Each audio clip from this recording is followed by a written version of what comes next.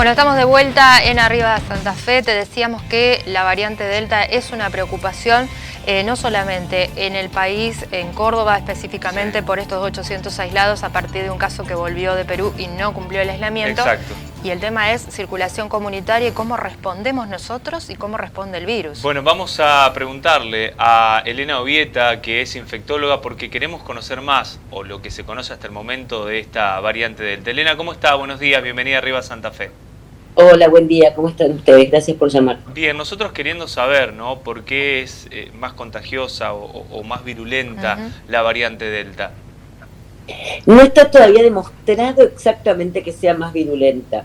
De todas formas, sí sabemos que es mucho más contagiosa por varios motivos. En primer lugar, la variante Delta lo que ha hecho es que la puntita de la llave, que es la proteína S con la que el virus entra en nuestras células, es más rígida, ¿sí? Ha mutado de manera tal de ser más fuerte, más potente para ingresar en nuestro organismo. Y además es mucho más contagiosa porque sabemos hoy que la carga viral, la cantidad de virus que una persona que tiene cepa delta lleva en la nariz o en la garganta es 1200 veces mayor que la carga de virus que tiene una persona que no tiene cepa delta. En este contexto, a mucho más virus, mucha más transmisibilidad, por lo menos 60% más de transmisibilidad. Y probablemente también persista más tiempo virus viable en la nariz o en la garganta, y entonces una persona puede estar excretándolo algo más de tiempo. Y doctora, cuéntenos un poquito por qué, digamos, se está hablando de esto de la permanencia en la garganta y en la nariz, digamos, de mayor tiempo. ¿Es a raíz de esta resistencia que ha creado el virus? Es en parte por eso, y en parte es una particularidad. Cuando un virus muta, puede que esa mutación sea silente, es decir, que no tenga ninguna connotación biológica, y en otras veces digo, hace esto, que cambie, es como si hubieras pasado por el fitness, el gimnasio, y entonces se vuelve como más dañino, como podría ser el caso, al menos en cuanto a contagiosidad. Doctora, ¿y comparten síntomas con el COVID tradicional o también se han alterado los síntomas? Por supuesto que comparte síntomas, pero lo importante es que en este contexto de pandemia, aun cuando no hubiéramos tenido la preocupación por la circulación de la cepa Delta, cualquier resfrío es COVID hasta que se demuestre lo contrario, ¿sí? Cualquier síntoma vinculado al COVID, no hace falta que no hayas perdido el olfato, ¿sí?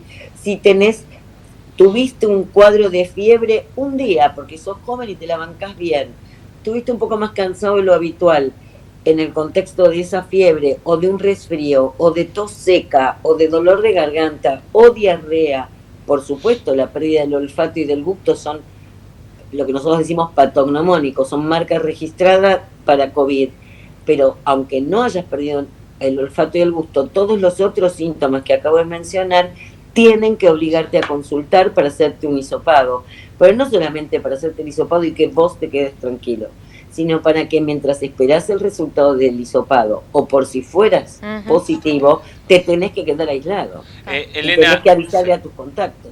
¿Y qué pasa con las vacunas que ya se están aplicando en la República Argentina? AstraZeneca, Sinopharm, Sputnik, ¿qué efectividad, claro, tienen ante esta variante? La eficacia de todas las vacunas que tenemos al momento en el país contra esta nueva variante y contra las anteriores, porque no hay que olvidarse que nosotros en el país seguimos teniendo mucha circulación de lo que se había llamado cepa Manaos, que es la cepa Gamma, de cepa que se había llamado Andina, que ahora se llama Lambda, y ahora tenemos esta cepa Delta. Para cualquiera de las tres cepas circulantes, eventualmente, cuando tengamos, porque es una cuestión de tiempo y nada más, circulación masiva o comunitaria de cepa Delta, las vacunas son seguras y son eficaces siempre y cuando tengamos dadas las 2 dosis. O sea que con vacunación completa, la eficacia, sea con Sinopharm, sea con Astra, sea con Sputnik, sea con Moderna, la eficacia es cercana al 80% para evitar formas graves, hospitalizaciones y muertes por el COVID, no para evitar que yo aún así pueda adquirirlo y pueda transmitirlo. Es por eso que tenemos que seguir cuidándonos. Doctora, para considerar, porque se está hablando de la circulación ya de la variante, ¿cuándo tenemos que tener en cuenta que la circulación ya es comunitaria? Porque se está hablando de, bueno, en Córdoba, 800 personas aisladas, potencialmente aisladas por contacto. ¿Cuándo se considera ya que es circulación comunitaria? Donde no podés establecer ningún vínculo o nexo epidemiológico y eso se sostiene. Es decir, nexo epidemiológico, por ejemplo, con un viajero. Claro. Si mañana un viajero viene a mi casa y aún adentro de la casa no utilizáramos protección, cosa que hay que hacer, y ese viajero no se aísla, ¿sí? Yo sería el nexo epidemiológico porque soy contacto estrecho de ese viajero. Pero si ese viajero no respeta el aislamiento obligatorio, ¿sí? Y contagia a otro, y ese otro que fue contacto estrecho luego contagia y dispersa la infección y eso se instala en la comunidad, ya tendremos circulación comunitaria, que es el riesgo de estas cepas. Rápidamente se vuelven, porque son mucho más transmisibles, y luego se vuelven rápidamente protagonistas de la escena, desplazan a las otras. Elena, me quedo también con una parte, ¿no?, que decía del tema de la vacunación, que debemos seguir cuidándonos. Sí. Es otra de las herramientas la vacuna, no es la herramienta definitiva que termina con el COVID-19 porque está presente, porque lo estamos viviendo, porque vienen estas distintas variantes que nos recuerdan muchas veces que nos relajamos y que hacemos las cosas mal. Sí, igual, a ver, a cada uno, yo creo que en esta historia, a cada uno de nosotros nos toca un grado de responsabilidad. Cada derecho implica una responsabilidad. Si a vos te amplían los derechos y te permiten juntarte en una casa, o ayer leí en el diario en la provincia de Misiones que van a autorizar fiestas de 15, cumpleaños, casamientos, de Dios mío, en este contexto. Bueno, pero a ver, si eso se va a hacer con un protocolo y si vamos a estar, no sé cómo se hace para en una fiesta estar todos con barbijo, y bueno, no sé, lo dejo a tu criterio, pero si yo puedo ir a comer a un restaurante, yo puedo ver, mirá, acá está muy cerrado, acá las ventanas están cerradas y no hay circulación de aire, acá la mesa de al lado está a menos de 1,5 metros, y si me encuentro con alguien, me pongo el barbijo, y mientras esa otra persona toma el cafecito o come, yo tengo el barbijo puesto, y después cuando esa persona terminó de comer o de tomar, yo me lo saco y yo como o bebo el café. ¿Se entiende? Sí, sí. Cada uno de nosotros podemos hacer pequeñas cosas. Aún así, en simultáneo tenemos que aumentar nuestra conciencia de ir a testearnos, aumentar nuestra responsabilidad a la hora de aislarnos, de contactar a nuestros contactos estrechos en el caso de que nos dé positivo, y por supuesto desde el Estado acelerar el ritmo de vacunación. Elena, la última de mi parte, los chicos, los adolescentes, ¿son los más vulnerables ahora ante la variante Delta, teniendo en cuenta que ellos recién van a empezar a ser inoculados?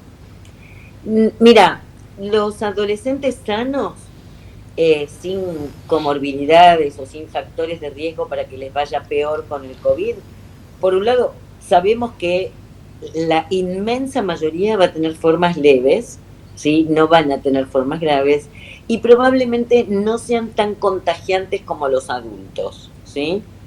Ahora bien, igual son vulnerables para tener una infección leve en el pescárselo en el recreo, si no cumplen con las normas de sus burbujas y demás, sí, y ellos pueden llevar el virus a casa y transmitírselo a la mamá o a la tía que está embarazada y que todavía tiene miedo de vacunarse, cosa que por favor aprovecho y me hago yo sola los bocadillos. Las embarazadas tienen que ir a vacunarse porque hemos visto muertes maternas y fetales o muertes maternas y nacimiento de prematuros por COVID. Entonces, los chicos adolescentes tienen que cuidarse también. Cuando están en el cole, cuando están en el transporte público para ir al colegio o luego cuando están en casa. Bien. Elena, agradecerle este tiempo, agradecerle la claridad en el mensaje y en los conceptos, porque es lo que necesitamos, ¿no? En este tiempo que también sigue siendo difícil, a casi 2 años de la pandemia. Tal cual. Y que si te llaman para la segunda dosis o para la primera, gente, son todas las vacunas hasta el momento seguras y eficaces. Se pueden combinar vacunas, digamos, hacer esquemas heterólogos si no hay de la misma marca.